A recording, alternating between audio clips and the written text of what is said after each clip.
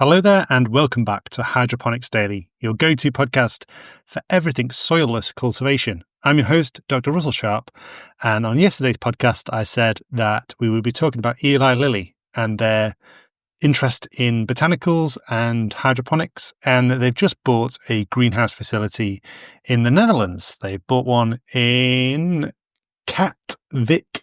I don't know if that's how you say it. And no information about what they're going to do with it.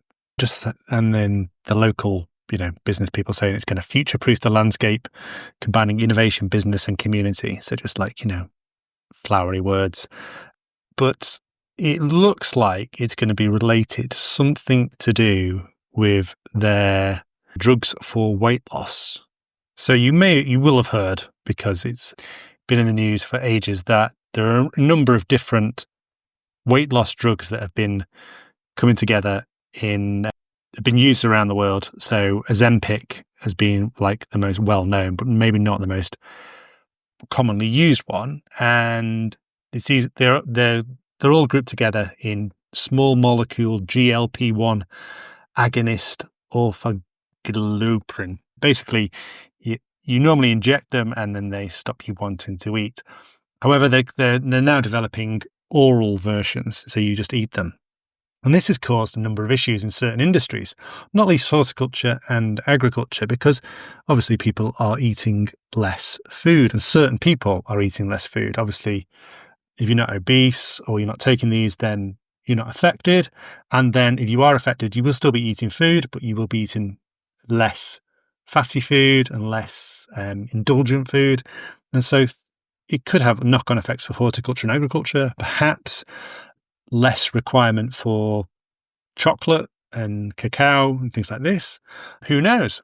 And so, it potentially could be it's something like 8% of Americans have or are using GLP-1 agonists, and could rise to well over 20% if they could get an oral one that is approved. So this new greenhouse, with a shrinking demand for, say, fresh produce, if this is okay, less people eating food, then this greenhouse, obviously, that's being sold, if it's not being used for grow food, perhaps it could be being used for grow food, but it looks like it's being developed for boosting capacity of these drugs. It's a $3 billion investment in a new manufacturing site, so that's pretty impressive. And yeah, what else can we say? Eli Lilly, I said previously, have got a bit of a sketchy past. The famous example is the Madagascar periwinkle, and they took it, and it was going to be a diabetes cure, and they worked with the local sort of shamans in Madagascar and actually developed it into a cure for various cancers. I think it's non-Hodgkin's lymphoma, things like this.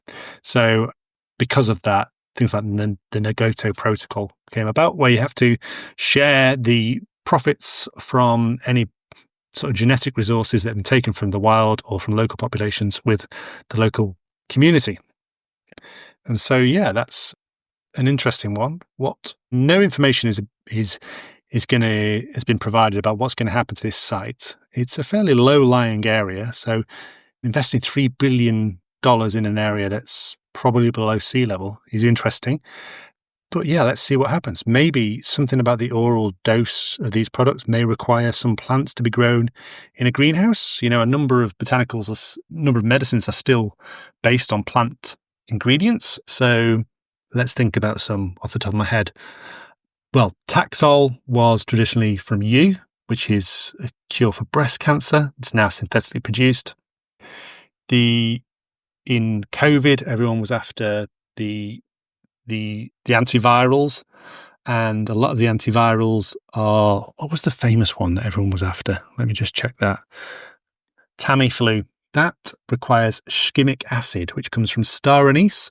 If you like cooking Indian food, you'll know star anise, and there was a massive limitation on the amount of star anise that could be produced during COVID. What are the drugs? Obviously, opiates from opium. I have never worked out where they grow opium. The major producer of opium for medicinal use is, I think, in Oxfordshire in England, but where they actually grow it, I don't know. Maybe it's a secret location somewhere in the UK. And obviously, there is now a number of cannabinoid legal drugs that are made from cannabis, and either in a very refined form, not synthetic, but there is also flower as well that people take for medicine. So it's not restricted to that. There are many, many other drugs that come from botanical sources. So it'd be interesting to know what Eli Lilly are going to do with this greenhouse. So watch this space, and hopefully we'll find out soon.